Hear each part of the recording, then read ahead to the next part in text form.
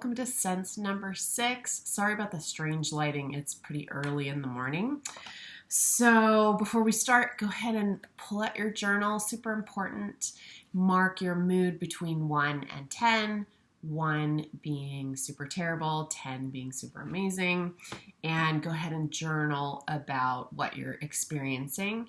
And in particular, I'm always going to suggest journaling your perceptions about what might be problematic in your life. And then at the end of your activity, also addressing that to see if there's any change in perception. Because what I've noticed is often there's a change in perception about what's kind of not a problem anymore. Not always, but sometimes. So just a suggestion with your journal there. So today is going to be a quick video, sense number 6, which is, I'm going to read you the whole thing since I shortened it for the thumbnail. Sensitivity to radiation other than visible light, including radio waves, X-rays, etc. So this is an interesting one.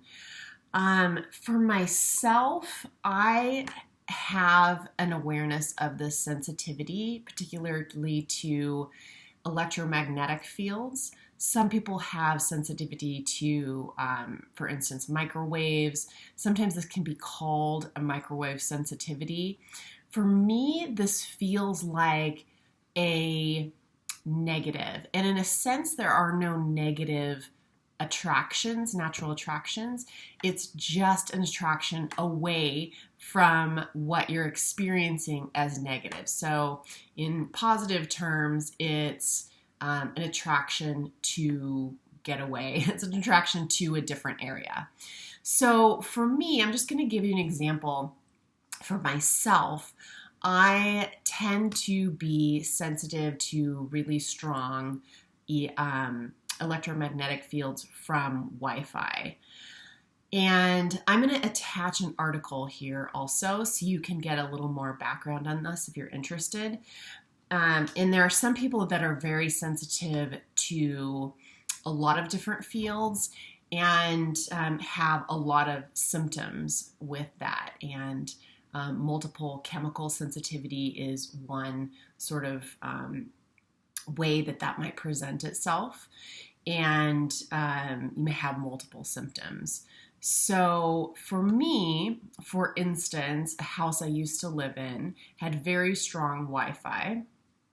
It was Wi-Fi that was intended for an entire office building and was installed in just this home. And if I was upstairs, I was not directly above the router, but one room away. I would actually lay in my bed and I could tell in my body whether the Wi-Fi was on or off. Because what I did at night was to unplug the Wi-Fi because it was so strong I couldn't sleep.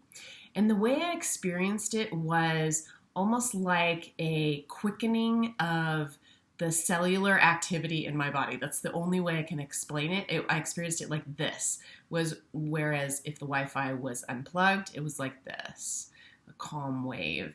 So that is my personal experience of that. Other people have, other experiences. And in our world today, we're exposed to, one of these articles I was looking at said astronomical amounts of these fields, and that they do penetrate our tissues. They do have multiple effects on our physical systems. So I think just me talking to other people about this, it seems to me that most people are unaware of this and don't have a physical awareness, but this is something that I do, at least in particular circumstances. Also, I notice I can't wear Bluetooth headphones. Like I have Beats headphones, which are fantastic. I love listening to music when I work out, and I just can't do it. There's a particular sensation that I get that's similar to that awareness of the EMF, and it just feels really bad. So I have to remove them. So I feel a natural attraction to not having those headphones on and not being in those Wi-Fi fields or heavy EMF field. So at night, I turn off my Wi-Fi at home every night, just when I go to bed. I have also invested in EMF blocking material that I will use. I have a tent.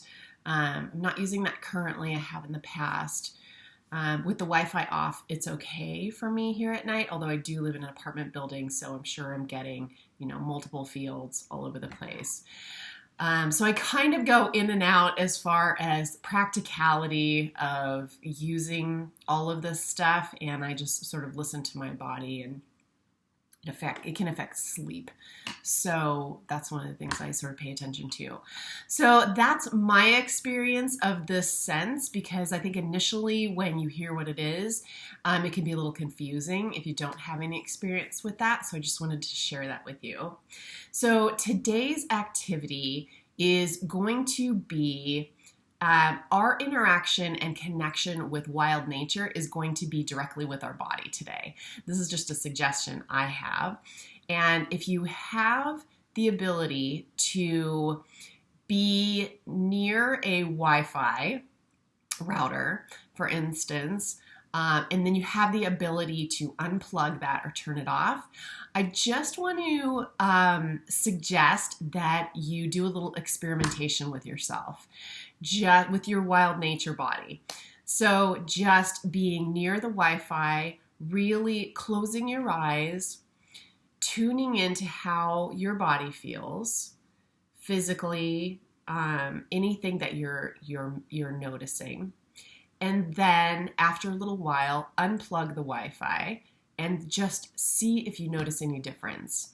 If you use Bluetooth devices on your person, such as I mentioned with my headphones, you can do some experimenting with that.